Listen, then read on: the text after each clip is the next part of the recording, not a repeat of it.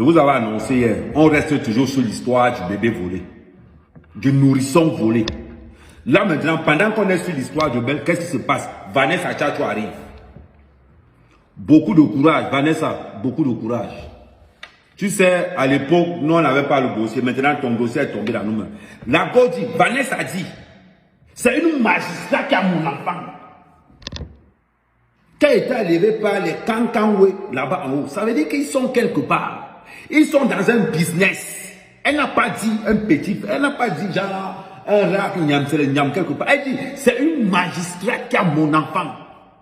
Et qu'on a contacté ma mère. On a dit à ma mère qu'on peut te construire la maison, on peut arranger ta situation, on peut construire ton compte bancaire. Vous prenez les gens pour des malades. Vous pensez que le ministre de la Santé, je répète, vous pensez que le ministre de la Santé s'est déplacé par hasard? Je vous répète cette question. Donc vous pensez que le ministre de la Santé est parti de Douala? Et d'après les dernières informations qu'on a sur le directeur de la Kentini, c'était d'abord lui qui était le directeur de Nilon. Vous savez ce qui s'est passé à Nilon. Et c'est encore lui qui est le directeur de la Kentini. Ce que je déplore chez Belle, c'est le manque d'honneur, le manque de dignité. Le manque d'honneur, le manque de dignité, le manque de sérénité. Parce qu'ils sont engagés dans une histoire que, maman, vous avez pris combien? Je reste là-dessus. Vous avez pris combien? Là, nous allons écouter Valérie. Nous allons écouter Valérie. On va encore dire qu'elle on va encore dire qu'elle mère. Elle dit, et elle insiste. C'est une magistrat qui a mon enfant. On fait comment? Voilà un pays où les hommes sont forts et les institutions faibles.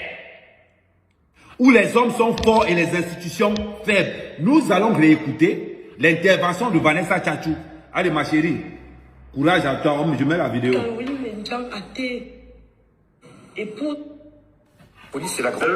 C'est la magistrate Caroline Mendiang Athé, épouse à Tanana à l'époque. Elle dit, c'est la magistrate Caroline Athé qui a mon enfant. Elle insiste et elle persiste. Elle n'est pas gauloise. Elle chose, je vous le mets cette partie-là. Détient mon enfant. C'est la magistrate Caroline Mendiang Athé, épouse à Tanana à l'époque, qui détient mon enfant. C'est la magistrate Caroline Mendiang Athé, épouse. Elle dit, c'est la magistrate Caroline Mendiang Athé, épouse à Tanana, qui détient mon enfant. On est dans un Cameroun. Qui a ouvert ce dossier-là? Personne. Parce qu'entre eux là-bas, ils ne veulent pas c'est un panier de crabes. Elle ne s'est pas cachée. Le journaliste même qui a interviewé, le journaliste m'a paniqué. Le journaliste est resté comme... On écoute encore, j'adore la partie là. Parce qu'elle dit, je n'ai pas peur. Je donne les noms. Elle me dit, attendez, écoutez. C'est la Tanana à l'époque qui détient mon enfant. Ça, tout le monde le sait. Même le gouvernement le sait. Ils le savent. Elle est familière avec l'ex-directeur, par son nom, qui est décédé, Dr Sondam Anderson, qui était jumeau, qui a grandi chez le frère jumeau du directeur, de l'ancien directeur de Génico. C'est là qu'elle est capable. Oui. Elle était au ministère de la Justice. Donc ce sont eux qui élèvent, c'est lui qui élève, c'est son frère jumeau qui élève la magistrate. Ce sont eux qui détiennent mon enfant. Je n'ai jamais détourné. Et à un moment donné, elle a même dit que c'était un arrangement au départ. Moi, je ne la connais pas. La go, elle est claire. Elle sait que c'est le cercle magistrat qui détient son enfant. Pourquoi on n'a pas mené une enquête? Et elle ne panique pas. Elle dit, je sais où mon enfant se trouve. Le problème, c'est que, est-ce que l'enfant là existe encore? C'est là la question. Est-ce que l'enfant là existe encore? Est-ce qu'on n'a pas pris le cerveau de l'enfant et le sang de l'enfant pour fabriquer ce qu'on appelle l'adrénochrome? Je vous ai dit tout à l'heure et je vous dis, allez sur Facebook, vous renseignez ce qu'on appelle l'adrénochrome. L'adrénochrome est une drogue, est une substance qu'on prélève le cerveau des enfants et le sang des enfants pour fabriquer un truc que les capos utilisent. Première question. Peut-être que c'est là-bas. Deuxième chose, elle dit, elle certifie que c'est la femme là qui a mon enfant parce qu'elle a consulté l'historique de l'enfant. Vous parlez de quoi? Elle n'est même pas allée pour tourner par 4000 chemins. Le journaliste qui l'interviewait, le journaliste a paniqué. Elle était là, je sais celui qui a mon enfant. La personne qui a mon enfant, c'est le magistrat. Elle est claire, c'est le magistrat qui a mon enfant. Vous parlez de quoi? Pourquoi on n'a pas mené une enquête? Pourquoi on n'a pas mené une enquête? Jusqu'à le docteur de l'hôpital a les couilles et le courage de venir lui proposer des arrangements. Et le docteur est encore en place aujourd'hui. Quel est l'arrangement donc qu'on a déposé à, comment il s'appelle encore, à Belle? Quel arrangement a-t-on donné à Belle? Parce que Belle s'est levée pour venir nous dire que je fais le deuil de mon enfant. On t'a donné combien? On t'a payé combien? Voilà là où je suis depuis l'autre jour. Je vous ai dit aussi l'autre jour que nous sommes dans les histoires de vol d'enfants. Cette histoire va s'arrêter dans nos hôpitaux. Voilà une femme qui certifie. C'est un magistrat qui a mon enfant. Et le gouvernement le sait. Qu'est-ce que le gouvernement fait? Ils ne peuvent pas broncher parce que c'est entre eux. Nous sommes dans un pays où les hommes sont puissants et les institutions faibles. Pour ne pas dire la mafia. Vous avez vu ce que la dame dit? Et elle n'a pas peur. Elle dit, je sais. On continue. Elle s'arrange comment? Pour vendre l'enfant comment? Ou bien pour faire quoi? Pour être mère porteuse, comme on me l'a dit entre guillemets. Moi, je ne la connais pas. Si elle a eu à faire un arrangement, peut-être ça avait les gens de l'hôpital. Mais moi, je sais maintenant que j'ai eu la malchance de me retrouver au mauvais endroit et au mauvais moment. La femme dit qu'on lui a proposé l'argent, que c'est un arrangement, qu'elle a eu la malchance de se retrouver. Donc ça veut dire que vous, le gouvernement camerounais veut nous dire qu'à partir d'aujourd'hui, ça veut dire que l'hôpital est un centre de vente d'organes, de vol d'enfants. C'est le message là que le gouvernement camerounais nous envoie. Et je disais tout à l'heure, pour une histoire de vol de bébé, si le ministre se déplace, arrive à Douala, Tara, c'est qu'il y a un problème. C'est qu'il y a un problème. Est-ce que vous avez un peu regardé la maison du docteur de l'hôpital à Kentini? Apparemment, il a une maison de 400 millions de francs CFA. Quel business il y a là-bas? Je vous avais dit quelque chose. À partir d'aujourd'hui, les réseaux sociaux, c'est la puissance. Les réseaux sociaux, c'est la justice. À partir d'aujourd'hui, ça ne va plus se passer pareil. Pourquoi le ministre de la Santé, qui est d'abord inculpé dans les histoires du Covid, ça veut dire que c'est un ministre qu'on ne peut pas faire confiance parce qu'il est impliqué dans les histoires de Covid Gate. Il est impliqué là-dedans. Et de l'autre part, il y a un vol d'enfant, il parle de Yaoundé pour une histoire de vol d'enfant que le procureur pouvait régler, que le docteur pouvait régler. Pourquoi c'est le ministre qui vient intervenir? C'est la question qu'on se pose. Quand on regarde cette affaire, et on nous sort maintenant que Vanessa Tchatchou, elle est arrivée là. Big up à toi, Vanessa Tchatchou, tu ne baisses pas les bras. Et on est derrière toi. Elle prononce les mots, elle n'a pas peur. Elle dit, le magistrat, mon enfant. C'est là, c'est écrit. On continue son interview. Peut-être ils se sont dit, bon, vu son âge, la petite fille là, peut-être si on lui propose là, comme ils ont commencé au départ, je vais faiblir. Mais moi. Vous avez proposé l'argent au départ? Bien sûr. C'est par là que le directeur de l'hôpital avait commencé. Il a dit à ma mère, vous avez combien d'enfants? Elle a dit. Un directeur de l'hôpital, après avoir volé l'enfant, propose l'argent à Vanessa Tchatchou. Qu'est-ce qu'il ne nous dit pas que c'est ce qu'on a proposé à la famille Belle? Qu'est-ce qu'il ne nous dit pas que c'est ce qu'on a proposé à la famille Belle? Parce que c'est le directeur de l'hôpital qui a engagé les pourparlers. Pour Jossa Langake, on fait comment? On voit que tu as beaucoup de mouna, on voit que tu as mouna en Konjanga. Est-ce qu'on ne peut pas faire un arrangement pour gonfler le compte bancaire? Voilà ça. J'ai parlé de ça l'autre jour. On a dit qu'Amer fou, Amer ceci. Voilà encore Vanessa Tchatchou qui sort. Hein? C'est encore Amer qui a envoyé Vanessa Tchatchou. C'est Amer qui a encore envoyé Vanessa Tchatchou. On est dans quel genre de pays? Ou quand tu amènes ta femme à l'hôpital, tu es obligé de rester avec tous les membres de ta famille. Je vous dis, accouchez vos enfants à la maison. C'est de ça qu'il s'agit maintenant. En 2023, si tu n'as pas envie de perdre ton enfant dans un hôpital public, ou bien le jour où ta femme vient accoucher, vous venez avec tous les membres de votre famille. C'est comme ça que ça va se passer maintenant. Un directeur de l'hôpital qui a engagé pour parler. Et elle le dit, Vanessa dit qu'on m'a proposé de l'argent. Aujourd'hui, le Cameroun, c'est devenu une mafia. Ça veut dire qu'il suffit d'avoir quelqu'un qui est dans l'armée, quelqu'un qui est dans comment on appelle encore? Dans les fils de jugement. Et vous pouvez faire tout ce que vous voulez au Cameroun. C'est comme ça qu'on arrache les terrains des gens au Cameroun. Tu payes ton terrain, tu titres ton terrain, un cap au sort de l'autre côté, on t'enlève sur ton terrain par force. On te fait croire que ton titre foncier, c'est un mauvais titre foncier. Je me demande, nous allons vous combattre. Nous allons vous combattre.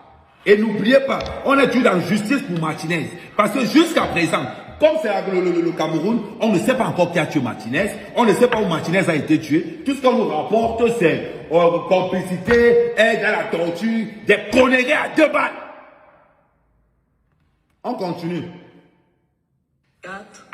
Et puis elle a dit, moi, Vanessa est mon aînée, elle a 3 petits frères. Et je suis veuve. Il a profité de là, il dit que non, si c'est comme ça, je vais vous construire une grande maison, je vais assurer l'école des enfants, on va fournir votre compte bancaire. C'est le directeur de l'hôpital qui dit ça. Hein. Vanessa nous dit que c'est le directeur de l'hôpital qui dit qu'on va gonfler son compte bancaire. On va gonfler son compte bancaire. Là où elle n'a pas eu les couilles de dire que je veux mon enfant. Non. Hein, est-ce que tu as pris le compte bancaire? Est-ce qu'on t'a fait la même proposition qu'on a fait à Vanessa? Mais viens nous dire. Viens nous dire. Ressort maintenant faire une interview pour on peut savoir ce qui s'est passé. Et nous allons savoir ce qui s'est passé, madame. Montre du descends. On calme comment Karabe Manouès.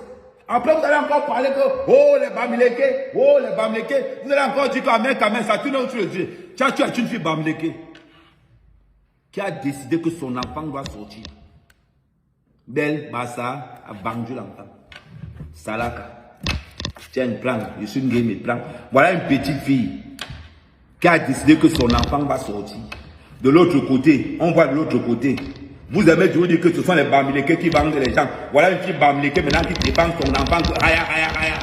Hein? On ne dit plus qu'elle a vendu l'enfant. On ne dit plus qu'elle a vendu l'enfant. Maintenant, chez les Bassa de l'autre côté. Après, vous allez nous parler du tribalisme au Cameroun. Hein? Manu en parle. À belle sauce, tu vas sortir pour nous dire ce qui s'est passé. Parce que nous, aujourd'hui, il y a le numérique. Donc, tout gars est là-dedans. On continue.